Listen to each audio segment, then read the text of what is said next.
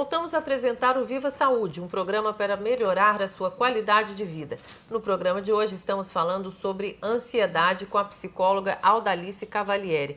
Alda, tem uma coisa que ainda não ficou clara para mim. Quando se fala que ansiedade é esse desconforto da gente estar sempre devendo alguma coisa, sempre achando que tinha que fazer mais e não faz, não dá tempo.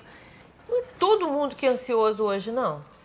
Eu ainda não consegui compreender muito assim, quando que eu, que sou mãe de adolescente, de criança, que tem em casa ou um marido ou um irmão, alguém que seja ansioso demais, quando é que eu digo para ele assim, será que você não está precisando de uma terapia? Vamos procurar um psicólogo? Ótimo. Essas situações familiares, elas nos remetem a encontrar com mais facilidade, né? Porque o ambiente familiar é um palco onde as pessoas revelam todas as suas características. E é muito interessante, muito importante quando os pais estejam atentos a isso. Eu, por exemplo, trabalho sempre com a parceria dos pais. Eu não atendo uma criança sozinha, nem um adolescente sozinho. Então, por quê? Porque há uma contribuição familiar no surgimento desses caracteres. É isso, mas uma contribuição genética ou de comportamento? Também. Hoje nós não podemos negar a engenharia genética para nada, não é? Pai ansioso gera filho ansioso? É matemático assim? E por que a gente não pode negar? Porque hoje se fala muito nos tratamentos preventivos, não é? No esclarecimento da população, que é o que a gente se propõe a fazer aqui. Por quê? Não necessariamente uma pessoa que traz essa herança precisa de repetir. Então, quanto mais você se esclarece a respeito de alguma alteração de comportamento ou funcional mesmo, como existem algumas doenças que a gente sabe, maior deve ser o nível de cuidado das pessoas para que não repitam esse padrão. E que não contribuam para os filhos. Exatamente. Então, eu tenho um caso, inclusive, que eu atendi há algum tempo atrás, e esse menino era um menino com um déficit de atenção importante, com uma tendência à hiperatividade. Ele não era ainda uma criança hiperativa. E comecei a trabalhar com ele, com a mãe, que vinha mais frequentemente ao consultório, até que um dia veio o pai, que eu já havia convidado bastante vezes. Quando o pai sentou diante de mim no dia da consulta, eu vi a reprodução daquela criança. Era um menino grande que estava ali na minha frente. Era um comportamento quase que aprendido dele. Exatamente. Então, essas situações, se elas forem vistas com cuidado, com atenção, a gente pode obter melhores resultados do que quando as pessoas resistem a entender que existe alguma alteração. Ou seja, tem que tratar a família inteira. Não adianta tratar só o ansioso se Sem aquela dúvida. Ansiedade está sendo gerada ali. Dá resultados? Os resultados são bem positivos, assim? Você consegue sobreviver a esse mundo que nos apela o tempo todo por cada vez saber mais, informar mais, mas ter um foco, ter uma qualidade de vida que não gere tanta ansiedade? Consegue. E pela terapia? Consegue. Só com a terapia? Consegue. Em muitos casos a gente consegue administrar só na psicoterapia. Quando há necessidade de medicação, nós vamos encaminhar, nós vamos sugerir, procura o médico que pode estar atendendo essa pessoa. Quando é que é a necessidade de medicação? Quem é o médico indicado para tratar? Olha, o médico, um bom clínico geral, né, que quase todas as especialidades passam por 2, 3 anos de clínica médica, né? Então, um bom clínico geral, atento, ele pode medicar.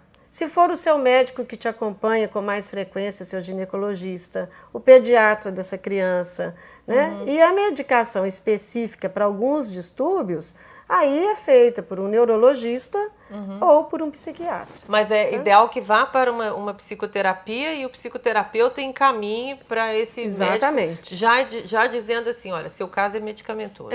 Nós vamos precisar de ter um medicamento. Às vezes a pessoa esperou muito para procurar uma ajuda, então ela chega num nível de ansiedade que gera um descontrole maior, sabe? Por exemplo? Altera as relações familiares, as relações interpessoais no trabalho, sabe? A pessoa começa a cobrar muito respostas que ainda não existem, começa a cobrar muito resultados que ainda não estão na hora de acontecer. O ansioso é mal-humorado ou não? Nem sempre, nem sempre. Ele pode ser mais exigente, né? Mas não é uma via de regra encontrar uma pessoa que é ansiosa e que é mal-humorada, não. Uma vez tomando medicamento, tem que tomar o resto da vida? Também As não. pessoas ainda têm muito preconceito contra tomar remédio para essas doenças mentais, não é? Resistem e ao contrário também. Existem as pessoas que vão primeiro ao médico porque acham que tem que ter um remédio para isso. E o remédio é mágico. Né? Aquela pessoa que fala assim, bom, me dá um remédio aí que eu vou tomar e não vou fazer mais nada. Isso também não resolve. É a pessoa que não quer entrar nas suas questões pessoais. Isso é importante, né? Isso é muito importante. Tem que, se não mudar o comportamento, não consegue se recuperar. Exatamente. Nós estamos falando, quando a gente fala de ansiedade, exatamente de alterações de comportamento. Então, quando essa pessoa resiste a fazer um trabalho que possa gerar mudanças no seu comportamento, nós vamos ter essa pessoa é aquela que tende a achar que tudo ela vai resolver só com o remédio. Com remédio, inclusive. Então essa é a pessoa que tende a tomar o remédio a perder de vista. E sem resultado, né? Sem Porque resultado. o remédio tem uma hora que ele para de fazer efeito. Ele não é que ele para de fazer efeito. Todo organismo pode se acostumar com aquela droga, não é? O que acontece de um modo geral é ela começar a buscar outro medicamento, sabe? É uma tendência de querer trocar de medicamento, porque aquele não está dando resultado. O que é parte do comportamento ansioso. Mas também não resolve, porque mesmo com o medicamento, aquele incômodo vai continuar. Teve uma época que o nome do medicamento mais famoso chamava até a pílula da felicidade, né? Isso não existe. Não existe. A pílula da felicidade ela estava mais relacionada com os casos de depressão, né? Os remédios relacionados com a ansiedade são sedativos. Normalmente são os remédios que vão fazer você dormir, que vão descer os seus níveis de energia, vão sedar você um pouquinho. Isso gera problemas na vida também? Essa pessoa que só quer se resolver com remédio, o remédio também tem consequências? Sim, essa tendência de querer resolver só com remédio já é um problema, né? Porque é uma postura de comodidade, não é? A gente vai encontrar essa postura relacionada com uma tendência de que sempre o que vai resolver a minha dificuldade é o que vem de fora. Desde que eu não preciso de mexer com nada, tá tudo bem. O remédio, o médico, não é? E há pessoas que vêm para o consultório de psicologia com essa expectativa também. Não é? Que bom que eu encontrei o psicólogo que vai resolver o meu problema. Mas não é por aí. O trabalho da psicologia é um trabalho de parcerias com a família, com os pais, com o paciente, seja criança ou jovem adolescente. É um trabalho de parceria, nós vamos fazer juntos uma caminhada. Mas, Alda, e se, por exemplo, uma mãe identifica um filho ansioso e você diz que a terapia tem que ser familiar, ela dá mais resultado, mas o pai não quer ir, ou o contrário? Como é que faz? Assim, ajuda, adianta? Pelo menos que a mãe vá, o filho vá? Ajuda. Sabe o que eu falo, Leia? Vamos trabalhar inicialmente com quem quer. Sabe? Porque se eu for trabalhar com as pessoas que têm dificuldade de vir, a gente não sai do lugar. Então eu oriento assim, olha, você está disponível? Você quer vir? Você quer participar? Vamos começar. E sabe o que acontece? No decorrer do atendimento, aquelas pessoas mais resistentes, elas passam a vir. Porque elas começam a escutar os diálogos em casa, elas começam a escutar o relato dos filhos. Então elas começam a perceber que essa participação, que ela tem alguma coisa para acrescentar. Eu tenho muitos casos de pais que inicialmente resistiram a vir, que falavam mesmo, não precisa contar comigo não que eu não vou, viu? Quem tem que ser tratado é ele lá, sabe? E que depois foram se aproximando do atendimento, foram entrosando gradativamente com essa proposta e que partilharam sem nenhum problema. Tenho casos assim muito expressivos disso. É muito diferente o comportamento de uma pessoa que passou pelo tratamento e melhorou? Ele continua vivendo nesse mundo cheio de apelos, mas ele tem um comportamento diferente? O que muda? Por exemplo, saber dizer não, ter mais firmeza em relação... Isso é uma cura? É um indício de que as coisas estão melhorando? De um resgate, sim. Não é? Ela começa a disciplinar a vida dela num outro formato, a esquematizar mais o seu dia a dia para cumprir a sua programação, para cumprir os seus horários, sabe? Para se dar conta de que começou alguma coisa e terminou. A gente tem muito frequentemente esse tipo de retorno do paciente, né? Melhora muito a qualidade de vida. Vai gradativamente percebendo essa mudança. E aí isso incentiva para permanecer no tratamento, né? Identificando novas formas de poder se organizar. Por isso que o tratamento com a participação da família no atendimento infantil faz muita diferença. Porque nós atendemos essa criança uma vez por semana, no máximo 2 vezes por semana. Não existe nenhum ambiente mais influente na vida de uma criança do que o ambiente doméstico. É possível identificar a ansiedade em criança bem pequena?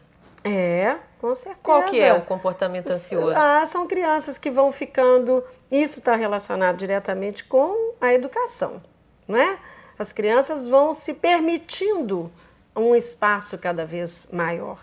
E, em decorrência disso, elas vão ficando mais indisciplinadas, mais sem limites, sabe? Às vezes, são crianças que não ficam com os pais o tempo inteiro, não é? Ou que não tem nenhum momento no dia que ficam e estão sempre delegadas a outras pessoas que não fazem parte desse núcleo.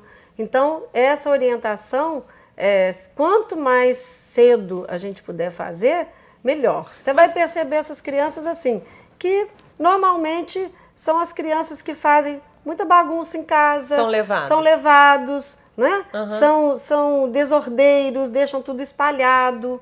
Então, esse tipo de rotina vai alimentando um comportamento ansioso. E quanto mais cedo tratar, melhor? É para começar na infância? É para começar na infância.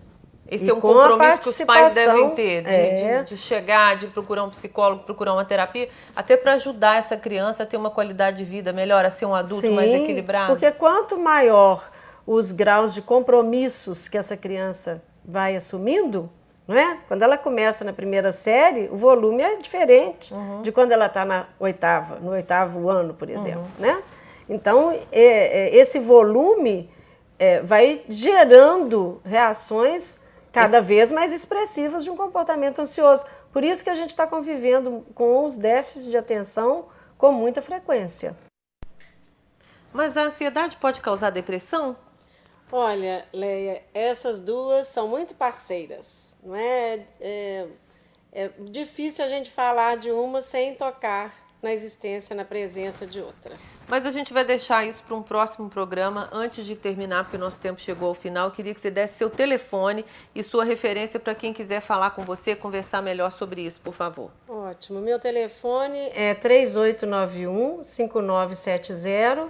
3891-5970. E um celular, né? 8868-7443. Você atende onde? Eu atendo na Praça Dr. Cristóvão, que é a pracinha do Hotel Alfa, no número 35, no centro. Alda, te agradeço muito a presença, né? A gente já está aqui combinando um próximo programa sobre depressão, que ela volta com a gente. O Viva Saúde de hoje termina aqui, mais uma vez agradecendo a participação da psicóloga Audalice Cavalieri, que volta no próximo programa para a gente conversar sobre depressão. Lembramos que este é um programa realizado em parceria entre a TV Viçosa e o programa Medicina Consciente, uma iniciativa do curso de Medicina da UFV. Se você tem críticas, sugestões e comentários a fazer, envie um e-mail para vivasaude@ufv.br. vivasaude@ufv.br, vivasaude@ufv.br, saúde sem acento. Muito obrigada pela sua atenção e até o próximo programa.